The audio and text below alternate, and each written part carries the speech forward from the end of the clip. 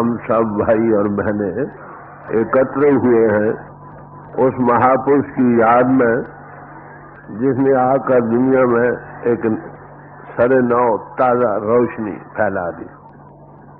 उनके नाम नामी तो कम से कम जितने लोग यहाँ बैठे सब वाकिफ हैं, मगर ताहम नए भाइयों के लिए उनका नाम हजूर महाराज बाबा श्याम सिंह जी था नहीं है। था इसलिए बयान किया कि हम जिस्म के लेवल से बात कर रहे हैं।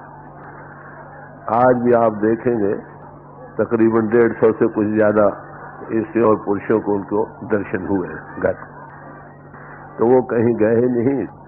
सवाल दिया कि ऐसे महापुरुषों को समझना इंसानी आते ख्याल से बाहर, वली का वली नहीं सुना सकता, वली को वली ही जान सकता। उड़ने वाले कबूतर जो हैं, कबूतर कबूतर की सार ले सकता है, जमीन पर रेंगने वाले कछुए या चूहे उनके मुतालिक क्या कुछ जान सकते। जो मन इंद्रियों के घाट पर बैठे हैं, मन बुद्धि के दायरे में कायद हैं, इससे परे उनको कुछ नजर नहीं आता, वो उनका सही अंदाजा नहीं लगा सकते। दुनिया में कई किस्मों के महापुरुष आते हैं। एक तो वो है जो आपको सामाजिक क्रिया सिखलाते हैं। असलियत यह है कि परमात्मा ने तो इंसान बनाए हैं, इंसान सब एक नूर ते सब जग उपजा, कौन भले कौन मंदे, सबके अंतर वही, उसी का नूर। भले और मंदे हम अपने कर्मों के अनुसार बन गए, मगर अगर हम बाहरी लपेटों से अगर बच जाएं, आजाद हो जाएं, लिबरेट हो जाएं, तो सब ही के अंतर वो मौजूद है। घट घट में हर जू बसे संतन क्यों पुकार, तो यह हकीकत एक ही हकीकत है जो सब में जलवागर हो रही है। जितने इख्तलाफात हमको मालूम होते हैं, ये सब हमारे ख्यालों का या विल्स का हो, उसका सबब है। एक आदमी उठा, उसने एक ख्याल पेश किया, समझे, उसके 10, 20, 50 गर्विदा हो गए, वो एक नई क्लास बन गई। फिर उसमें जो जकड़े गए तसब व तंगदिली के सबब से, बात वही थी, एक हकीकत का इजहार को पाना था जो सबके अंतर हो रही है। हम बाहरमुखी फैलाव के कारणों से ना वाकिफ हैं, न जानने के सबब से। एक भाई उठा, एक मिसाल के तौर पर मैं याद करूंगा, एक हाथी था। हाथी, कुछ अंधे इंसान थे, 5-7, किसी का हाथ उसके पेट पर पड़ा, कहले ये तो एक बैरल की तरह, किसी का सूंड पर पड़ा, वो कहते ये डंडे की तरह, किसी का हाथ उसकी टांग पर पड़ा, कहा मार ये तो एक स्टूल की तरह, पिलर का पिलर है। किसी का कान पर पड़ा, कहने नहीं भाई वो तो पंखे की तरह। अरे भाई, जैसे जैसे आदमी ने ख्याल आया बुद्धि के विचार से, या आंख नहीं खुली थी, तो उसके कई गर्विदा गिर्द गिर्द आदमी हो गए, वो एक नए क्लास स्कूल ऑफ थॉट बन गए। देखा नहीं, देखने वालों का एक ही मत, ना दो हुए न दो हो सकते। फीलिंग्स में लोग एहसास करते हैं, एहसासों में भी गलती हो सकती। इन्फ्लुएंसेस निकालते हैं, नतीजे अखज़ करते हैं बुद्धि विचार की तफसीरों से, इंटेलेक्चुअल रेसलिंग से, फिर भी उसमें भी नतीजा निकालने में भी गलती हो सकती। एक धुआं उठ रहा, हाँ भाई आग लग रही है, या क्या पता है पानी ही बुखारात बनकर उड़ रहा, देखा नहीं, दोनों में एक है, डेफिनेटनेस तो नहीं ना। इसलिए महापुरुष जब भी दुनिया में आते हैं, जिसने जैसा जैसा अनुभव किया वैसा वैसे दुनिया को पेश कर गए। तो महापुरुष हमेशा ही जब आते हैं तो जिन्होंने देखा है वो तो देखी बात कहते हैं, जिन्होंने खाली फीलिंग्स में है, बुद्धि के विचारों से इन्फ्लुएंस निकालने, वो अपनी अपनी क्लासेस बन जाती हैं। तो feelings, emotions and influences, they are all subject to error, सब गलती का इम्कान है। सीइंग इज अबव ऑल, जो देखना है ये सबसे ऊंचा। मैं अमेरिका में गया, वहां एक बात हुई, एक बच्चा था कम से, उसकी जूती गुम हो गई। तो वो क्या करे, उसने वेबस्टर की बड़ी डिक्शनरी थी, उसको निकाल कर फोड़ने लगा। पिता ने पूछा, अरे भाई ये क्या कर रहे हो? कह रहे जी मैं ढूंढ रहा हूं। कह रहे क्या कहते, जूती गुम हो गई। कह रहे भाई जूती गुम होगी ये डिक्शनरी में कैसे मिलेगी? कह रहे जब तुम भी कोई लफ्ज ढूंढते थे डिक्शनरी को खोलते थे कि नहीं? बात तो बड़ी मामूली सी है, मगर इसमें बड़ा एक राज है। भाई हम क्या कर रहे हैं, हम अपने आप को भूल चुके, हकीकत से भूल चुके। हकीकत हम में, हमसे कभी जुदा नहीं हुई। तो कहां ढूंढते हैं? किताबों में। कहां ढूंढते हैं? तीर्थों, मंदिरों, धर्म स्थानों में। तो है बात वही कि नहीं? जो चीज जहां वही मिलेगी। वस्तु कहीं ढूंढे, कहीं कई विधावे हाथ, चीज कहीं और हो, तुम उसको तलाश कहीं और करो, तो वो तुम्हें कैसे मिल सकती है? कहे कबीर तब पाइए जो भेदी लीजिए साहब। अगर इस राज के वाकों को जिसने देखा है, पाया है, और उसको साथ ले लो तो फौरन मिल जाए। वो क्या कहता? वो कहता है भाई वो तुम्हारी आत्मा की आत्मा है, वो हमसे कभी जुदा नहीं हुआ। चलो अंतर, वो तुमको बाहरमुखी साधनों में नहीं लगाता। वो पहले दिन तुमको कहते इन के घाट से चलो, वो अदृश्य और अगोचर है। बाहर जितना फैलाव है ये उससे दूरी, वो इसमें भी उसी का इजहार है। मगर जब तक वो आंख न बने जिससे वो नजर आ सकता है, उतनी सूक्ष्म भी ना बने, वो नजर नहीं आ सकता। तो जब तक को राज का वाकफ अनुभवी पुरुष न मिले जो देखता है और दिखा सकता है, तब तो तुम देखने के काबिल नहीं हो सकते। तो महापुरुष, मैं यही अर्ज कर रहा था, कई किस्म के महापुरुष दुनिया में आते हैं। एक तो वो है जो तुमको राव रस्म शरीयतों की, समाजों की बतलाया करते हैं कि इस तरह से शक्ल बनाओ, इस तरह से बाहरी रस्म और रिवाज अदा करो, इस तरह से पूजा करो, इस तरह से ऐसा करो वैसा करो। ये बहुत सारे महात्मा है इसी क्लास के मिलते हैं आपको। खैर ये भी मुबारक है। ये क्लासें किन्होंने बनाई? मैंने अभी अर्ज किया था, जैसे जैसे विम्स किसी के हुए वैसे वैसे उसके गर्विदा पुरुष जो हुए वो अलग क्लास बन गई। जब जकड़ में आ गए, तंगदिली और तसब से भाई भाई के प्याले जुदा हो गए। तो जिस नशे को हमने पाना है वो किसका है? वो आत्मरस है कहो, वो नाम का खुमार है कहो, परमात्मा एक नशे का समुद्र है कर, ठाठे मारना कहो। उसी जाते हक के हम भी कतरे हैं, हम भी आनंदमय हैं, नशे के स्वरूप हैं। शब सवरे साहब ने फरमाया एक जगह कि मुझ में वो मस्ती है, अगर मैं जिस्म को छोड़ जाऊं, मेरे जिस्म की खाद बनाकर जमीन में डाल दी जाए, उस जमीन से जो कनक उगे, उसकी रोटी जिस तनूर में पके, उसमें से आनंद के शोले निकले।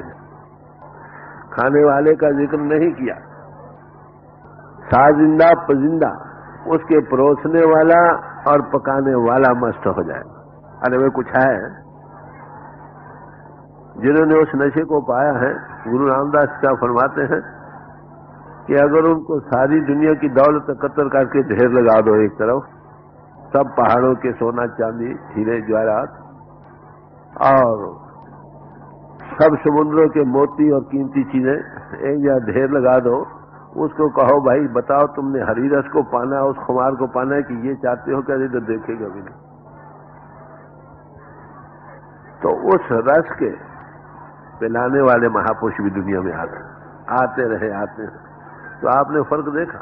मैं तो यही अर्ज करूंगा, अगर समाजिक गुरु भी सही तौर से प्रचार करें तो भी दुनिया में सुख हो जाए। मगर तंगदिली और तासुब के सबब से कि मेरा दड़बा अच्छा है, वो कहते मेरा दड़बा अच्छा है, उधर न जाना, वो कहते उधर न जाना। मतलब क्या है? आमदन कम न हो जाए बस। देने वालों का कभी कोई झगड़ा नहीं होता। एक देने वाला हो, 10 देने वाले हो, खुशी की बात है। लेने वालों में झगड़ा कि मेरी आमदन कम होगी, वो कहते मेरी हो गई। तो अनबही पुरुष दुनिया में आया करते हैं। जो नशा बांटने आते हैं वो लेने नहीं आते, देने आते।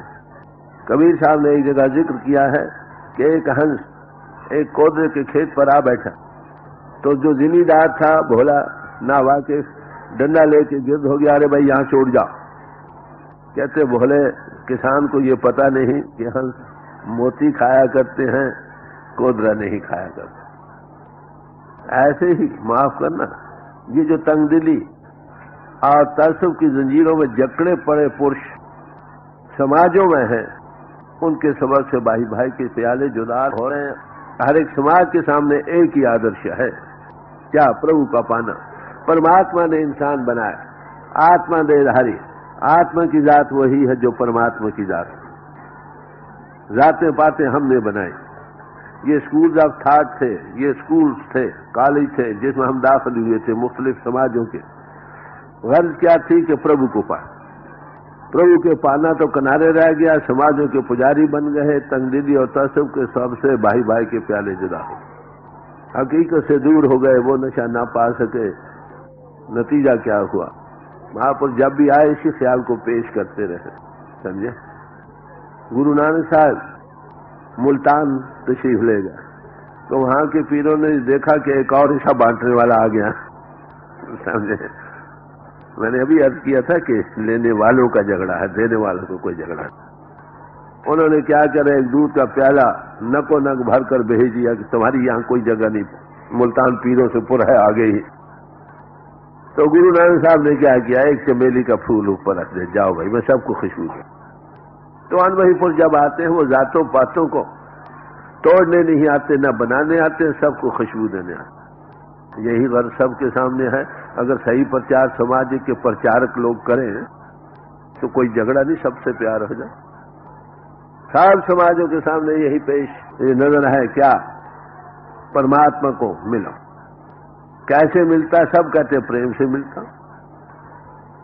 परमात्मा प्रेम है, हमारी आत्मा उस राते हकीकत है, ये भी प्रेम का स्वरूप है, और उसके पाने का जरिया भी प्रेम है। दसम गुरु साहब ने बड़े खुले लफ्जों में फरमाया, साच कहूं सुन ले सवे, जिन प्रेम कियो तिन ही प्रपायो। क्या है भाइयों, मैं तुमको सच सच की बात कहता हूं, सुनो कान खोल कर। जिन्होंने प्रेम किया उन्होंने ही प्रभु को पाया। अरे यही क्राइस्ट भी यही कहते, दो दी love they C God, find God. जो प्रेम करते हैं वही प्रभु को पाते। फिर आप कहेंगे ये रस्म और रिवाज, तीर्थ यात्रा, ईद की क्या हैसियत रही? अरे भाई ये इसलिए बनाए गए कि तुम्हारे अंतर प्रेम के उपजाने का कुछ सामान बने। 100 साल इबादत को न नमाजी ने, कसे को इश्क न दार खुदा राजी ने, 100 साल इबादतें करते रहो, पूजा पाठ करते रहो। सच्चे मानो में तो पुजारी नहीं बन सकोगे अगर ये सब कुछ कर करके तुम्हारे अंतर उस प्रभु के लिए प्यार, तड़प, बिना और सोच नहीं जागी उसके पाने के लिए, तो तुम प्रभु के राज को नहीं पा सकते। तो ये सब कुछ करने का क्या मतलब है? पूजा बैठे शाम 2 घंटे बैठ गए, 4 घंटे, एक आंसू उसकी याद में नहीं बहा, क्या फायदा? जब नास्तिक हैं सारी उम्र करते रहो। तो सारे महापुरुष क्या कहते हैं? उसके पाने का जरिया प्रेम है। ग्रंथों पोथियों को पढ़ो, हिक लगा कर पढ़ो या साधारण पढ़ो। अरे भाई सोच में क्या दिया है उसको विचारो। उसमें उन महापुरुषों के जातीय अनुभवों का जिक्र है, पर्सनल एक्सपीरियंसेस या लॉज ऑफ नेचर जो उन्होंने फाइंड किए, उनका एक फाइंड रिकॉर्ड है। और बस उनका सच्चा अदब करना यही है कि जो वो कहते हैं उसको हासिल करो। रामकृष्ण परमहंस जी के पास एक आदमी आया, उसकी बगल में किताब थी, कहने ये क्या है कि महाराज इसमें पानी की माहियत लिखी है कि पानी की माहियत क्या है और कैसे बनता है ये वो। कहने लगे, हंस कर कहने लगे, भाई इसको जरा निचोड़ो को पानी निकलता है कि नहीं। तरीका एक बयान का समझाने का तरीका। अरे भाई किताबों के निचोड़ने से भी कभी निकलेगा, कभी पढ़ने पढ़ाने सारी उम्र पढ़ते रहो, क्या हकीकत तुमको मिल जाएगी। हाँ, उन महापुरुषों के कलाम पढ़कर तुम्हारे अंदर रुचि पैदा होगी, शौक होगा, भाई कुछ है ऐसे ही, बस इससे ज्यादा कुछ नहीं। कई कहते खाली पाठ ही किए जो बात तुम्हारी कल्याण हो जाए। अरे भाई समाजों में बैठे हुए लोग जो सिर्फ इसी बात का प्रचार कर रहे हैं कि पाठ करने से तुम्हारी मुक्ति है, 16 ने गलत। ग्रंथ पोथियां पढ़ो, ये पहला कदम है, ये अपरा विद्या में शामिल है, इसको उठाओ, पढ़ो, सोचो, पढ़ो इसमें क्या दिया। उसमें दिया कि फलाने महापुरुष ने इस तरह से प्रभु को पाया। उस पढ़ने से शौक होना कि हम भी पाए। भाई शौक और रुचि के उपजाने के लिए तो पढ़ना ठीक, पूजा पाठ रस्म तीर्थ यात्रा धर्म स्थानों में जाकर गुणवाद गाने ये वो जो हैं किस लिए है कि तुम्हारे अंदर भाव भक्ति बने, और बस। अगर वहां जाने से भाव भक्ति नहीं बने, खाली हाथ लगाकर आ गए तो फिर ये तो जमीन की तैयारी के लिए है, अपरा विद्या से मुक्ति नहीं है। याद रखो, मुक्ति केवल परा से है। बड़ो उपनिषदों में दिया साहब, सब महापुरुषों ने यही बयान किया। अब मैं फिर अर्ज कर रहा हूं कि जिनने धर्म स्थान हमारे यहां, वहां पर कोई अनुभवी पुरुष होना चाहिए। जो जाए उनको पता लगे बात क्या, हर चीज की कीमत क्या है, वैल्यूज ऑफ लाइफ क्या है। मगर वहां पर माफ करना, पेट की पूजा के सौर से गर्जों से बंधे हुए लोग कहते भाई इसी में तुम्हारी मुक्ति है। मुझे कई भाई वेस्ट में मिले, कहने लगे कि क्राइस्ट पर जो ईमान लाए उसी की कल्याण है। मैं क्या भाई जो क्राइस्ट से पहले आए उनके क्या हासिल होगा। तो परमात्मा के नजदीक तो सारी कायनात है, उसने आत्मा निराहारी बनाए हैं। आत्मा को सुख तभी हो सकता है ये प्रभु से मिले, महान आत्मा से मिले। ये सोचता है वो महान सुख मन इंद्रियों के घाट पर घिरी पड़ी है, जिसके अंदर तड़प शौक तलब पैदा होती है, उसके लिए परमात्मा सामान करता। जहां आग जलती है ऑक्सीजन मर्द को आती है बेख्तियार, समझे। जहां उसके पाने की शौक है, खाए वो किसी समाज में है, परमात्मा देख रहा है ये मुझे चाह रहा, वो सामान करता है क्या, किसी मिले हुए को मिला देता। तो मैं यही अर्ज कर रहा था कि कई किस्म के महापुरुष हैं। एक तो वो हैं जो समाज गुरु, समाज गुरु गलत प्रचार करने के सबब से, उल्टे मिलाने के सबब से अलग अलग सामान बना रहे। एक का मुंह उधर, एक खबरदार वहां न जाना, खबरदार वहां न जाना। ये क्यों पैदा हुए? तंग दिली होता सब, खुदगर्जियों की पट्टियां बंदी पड़ी, हकीकत दूर होती है। महापुरुष आकर फिर इसको जागृति देते हैं, अरे भाई क्या कर रहे, क्यों भूल में जा रहे हैं। और लोग उनकी मुखालफत करते हैं, ये कायदे की बात है, कोई नई बात नहीं। गुरु नानक साहब आए, कबीर साहब आए और महापुरुष आए, जो गर्ज के बंदे हुए थे वो डंडा लेकर खड़े हो जाते। जितनी सच जबरदस्त दुनिया में आता उतनी ज्यादा मुखालफत होती है गर्जमंदों की, और तो कुछ। अनबही पुरुष तो सबको खुशबू देता। हमारे हजूर फरमाया करते थे कि भाई कुएं आगे बहुत लगे पड़े हैं, कुएं पर और नया कुआं लगाने की क्या जरूरत है। जिस बात की कमी है वो उस तरफ मुतवज्जे हो। तो इसलिए जब भी महापुरुष आते हैं वो कुछ न समाजों को तोड़ते हैं न नहीं बनाते हैं। वो क्या कहते हैं कि तुम्हारे अंदर सारी दुनिया ही में एक नशे का समुद्र ठाठे मार रहा, तुम्हारे अंतर भी तुम्हारा जीवन आधार है। अगर तुम बाहर से हटो, अंतर्मुख हो, इंद्रियों के घाट से ऊपर आओ, उस नशे को पा जाओ, तुम्हारा जीवन सफल हो। वो क्या करता है, साथ एक प्याला दे देता पीने को, लो भाई। भाई पुरुष का ये काम है। तो हमारे हजूर इस क्लास के महापुरुष थे, पूर्ण पुरुष। उनके पास आत्म रस था, नशा था, क्या कहा, नाम दिया, बिठाया, थोड़ा तजुर्बा दे दी, प्याली मिल गई ना एक छोटी, अब थोड़ी मिल गई, ज्यादा बढ़ाओ। और मिसाल फरमाया करते थे, बच्चे को पैसे दिए, वो गंवाया, फिर दिए, फिर गंवाया, फिर दिए, फिर कहते वो रिजर्व रखता। उसको संभालो, जो नशा मिलता है उसको संभालो। संभालने का तरीका क्या करो, रोज वो बाकायदा अभ्यास करो और उसके लिए जीवन में एक पाक बनाओ। तो दो किस्म के महात्मा आपको मिलेंगे, एक तो अपरा विद्या के महात्मा समाज गुरु, उनके लिए हमारे दिल में इज्जत है, मगर गलत प्रचार के सबब से भाई भाई के प्यारे जुदा हो रहे हैं। परा के महात्मा सब एक, वो भी उनमें भी दर्जे आगे है, कितने कितने ऊंचे गए। उनकी साइंस कहां से शुरू होती है आपको पता है? इंद्रियों के घाट से नहीं, बल्कि इंद्रियों के घाट से ऊपर चल।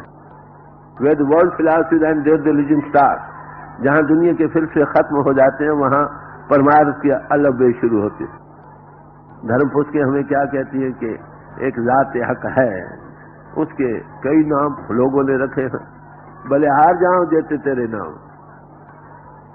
नाम जिसको बोध कराते हैं, समझाने बुझाने डिनोट करने के लिए बच्चे, उसको पकड़ो। नाम तो ले रहे हो, नाम ही को पकड़ो, तुम्हारी कल्याण हो। राम कहो, अल्लाह कहो, खुदा कहो, और किसी नाम से याद करो, बस जिसके ये नाम है उसके साथ लगो, वो तुम्हारी आत्मा की याद। अब आप समझे? तो हमारे हुजूर जिसकी याद में आज आप बैठे हो, इस श्रेणी के महापुरुष थे। इनमें भी आगे दर्जे बदर्जे मैंने अर्ज किए, कोई 1 मंजिल गया, कोई 2 गया, कोई 4 गया। हमारे लिए सबके लिए इज्जत है। कंपैरेटिव वैल्यूज ऑफ प्रोग्रेस है। जितनी जितनी किसी ने कहा, जैसा जैसा किसको महात्मा मिला वैसे वैसे वो तरक्की पा गया।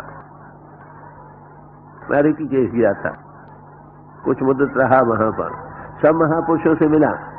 एक मुझे हस्ती मिली जो पतंजल योग करके पिंड से ऊपर जाती, बस एक।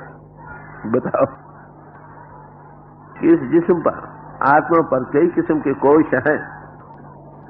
अन्नमय कोश है, प्राणमय कोश है, मनुमय कोश है, विज्ञानमय कोश है और आनंदमय कोश है। जो जिस दर्जे तक ये सारी जब तक ना उतरे, हकीकत आश्कार नहीं होती। कई तन बदनी के हमेशा बनाने में लगे रहते हैं। भाई ठीक है, ताजीब है, इसको तंजीम में रखो, डिसिप्लिन में रखो, बाकायदगी में रखो। ये घोड़ा तुम पर सवार ना हो जाए, तुम इस पर सवार रहो, मतलब तो यही। इसके लिए मुख्तलिफ रस्म रवाज बनाए गए, ऐसे रहो, ऐसे रहो, ऐसे रहो। प्राणों का संयम लंबा, तो संतों ने उसको शार्ट कर दिया, इसको बीच में लाओ दे। नीचे ज्यादातर जिन्हें साधन बताए सबका तड़क प्राणों से, फिर मन रह जाता, मन भागता फिरता, उसको टिकाओ। वो कैसे टिके? जब तो उसको खड़े होने को कोई चीज न मिले, वो कैसे खड़ा हो सकता? एक बच्चा है, उसको अंधेरी कोठी में बंद कर लो, वो क्या करेगा? चीखेगा, पुकारेगा, दरवाजे तोड़ेगा। अगर उसको अंतर बड़ी दिलकश चीज कुछ मिल जाए खड़े होने को, चुप कर रहेगा। तो मन 1000 विचार करो, मन के ये 4 ऐसे हैं, चित्त, मन, बुद्धि और अहंकार। तो विज्ञान में कोश का पर्दा भी और मन का दोनों का पर्दा तब भी होगा आगे कुछ खड़े होने की चीज मिले। कई दफा ये स्थिरता भी मिल जाती है, थोड़ी देर के लिए जरा आनंद आ जाता, वो भी एक पर्दा। जब तक वो भी ना फटे और आश्कार ना हो, वो हकीकत हमारी वो आंख न खोले, जो हम उसके अनुभव करने वाले ना मिलेंगे, खड़े होने को कोई जगह नहीं। तो ऐसे महापुरुष आप देखें, कई महापुरुष मिलेंगे जो आपको अन्नमय कोश इसी की ताजीब और बाकायदगी में सिखाएंगे। कहीं चलकर प्राणों का संयम बतलाएंगे, कहीं आपको मन कैसे खड़ा हो सके, ध्यान योग, कई और बाहर की क्रियाएं ये वो करते हैं। पर ये देखा जाता है कि मन खड़ा नहीं हो, थोड़ी देर के लिए खड़ा हुआ फिर भाग गया। हमारे जो मिसाल फरमाया करते थे, एक आग है, उठा के नीचे दब गई, मालूम होता नहीं, अंधेरी चली फिर पर जलते हो गए। अगर आग पर पानी डाल दो, 1000 अंधेरी चले तो भी नहीं आग पर जलते होती। ऐसे ही थोड़ी देर के लिए मन खड़ा है, उसको जब तक तो कुछ चीज न मिले ज्यादा लज्जतदार, ये कैसे खड़ा हो सकता? तो अंतर में all beauty and glory lies with in you. महापुरुष आते हैं, पहले तुमको अंतर्मुख होने का साधन देते। एक बार हजूर हमारे को अमेरिका से चिट्ठी आई थी कि आपके पास रूहानी दौलत है, हमारे पास दुनिया की दौलत बहुत है, आप हमको वो दौलत दो, हम उसके बदले में तुमको ये दौलत देंगे।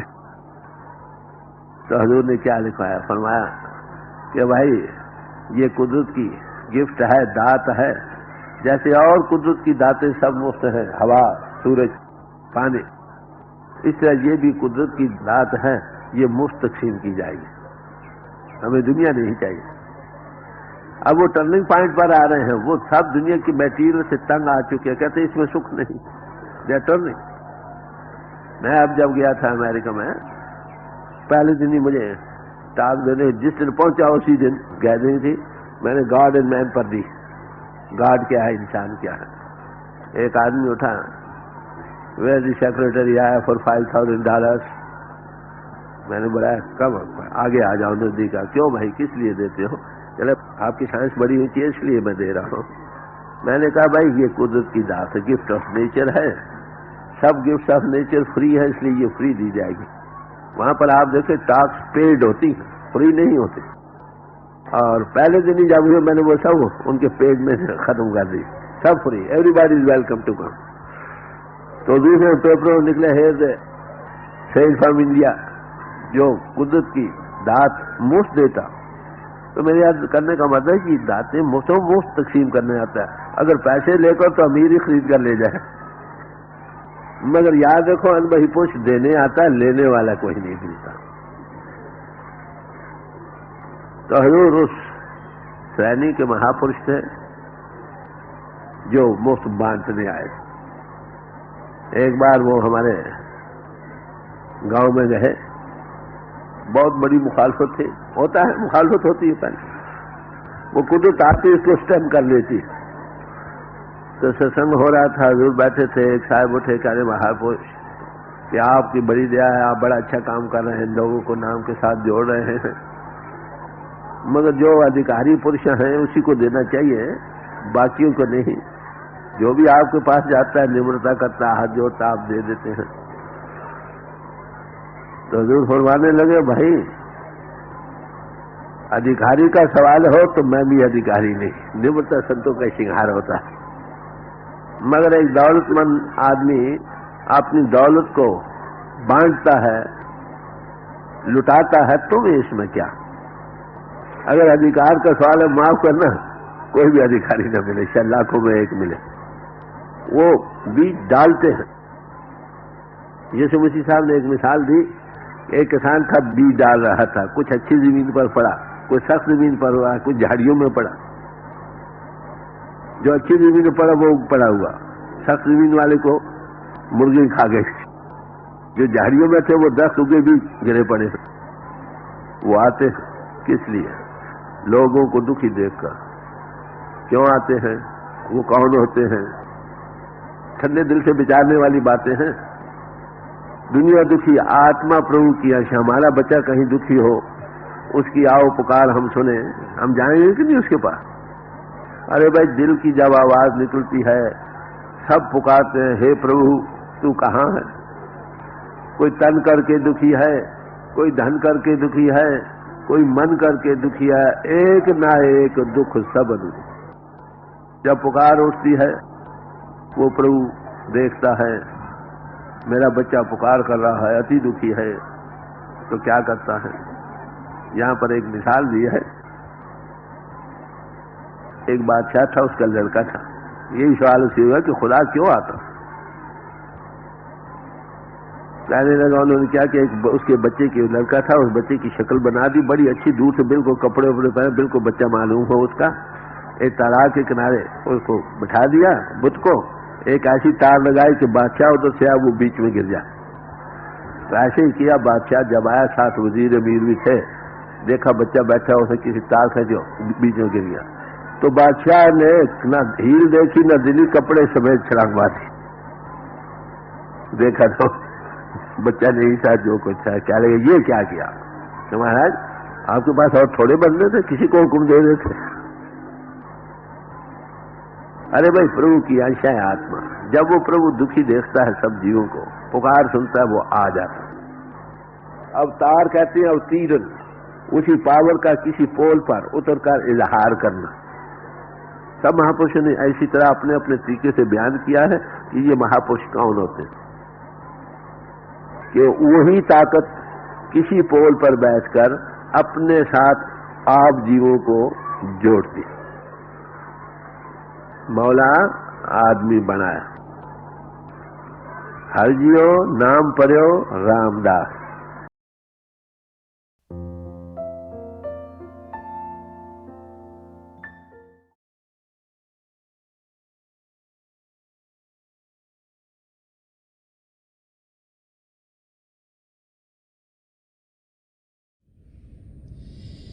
प्यारे भाई और बहनों, अभी हम सब परम संत कृपाल सिंह जी महाराज का सत्संग सुन रहे थे। ये हम सब की खुशकिस्मती है कि संत कृपाल सिंह जी महाराज के वचन हम सबके लिए मौजूद हैं। जो भी उनके मुख से निकला, उस रास्ते पर जब हम चलते हैं तो हम देखते हैं कि ज़िंदगी का मकसद हमारा पूरा होता है। प्रभु को जानना, प्रभु को पहचानना, प्रभु से अंग संग होना, ये हमारी ज़िंदगी में तभी संभव होता है जबकि हम भजन सिमरन करते हैं, जब हम अभ्यास के लिए बैठते हैं। तो थोड़ी देर के लिए आप सब अभ्यास के लिए बैठ जाइएगा। आप जहाँ भी बैठे आराम से बैठिएगा, अपनी आंखें बंद कर लीजिएगा। ये जो आँखों के डेले हैं, जो आईबॉल्स हैं, ये सीधी सामने होनी चाहिए, जैसे 8-10 इंच हमारे सामने फोकस हैं। आंखें बंद करते ही वो भाई बहन जिन्हें नाम की देन मिली है, आप सिमरन कीजिएगा। और जो भाई बहन यहाँ नए हैं, आप पिता परमेश्वर के किसी भी जाति नाम का जाप कीजिएगा। जाप मन ही मन करना है, ऊंचा नहीं दोहराना।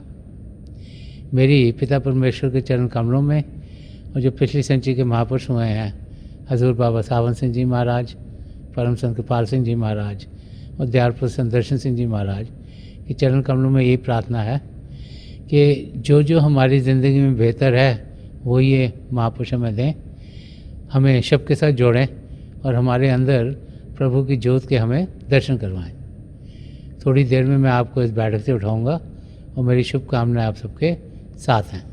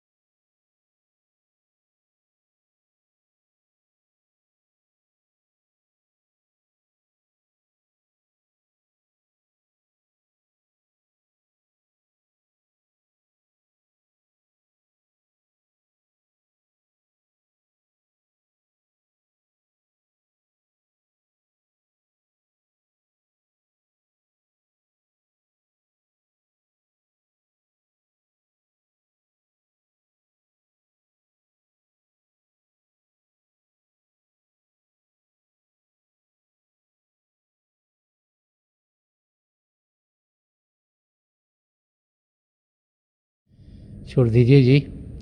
परम संत कृपाल सिंह जी महाराज की दया मेहर हम सब पर बरसती रहे, यही मेरी प्रार्थना आप सबके लिए प्रभु के चरण कमलों में है।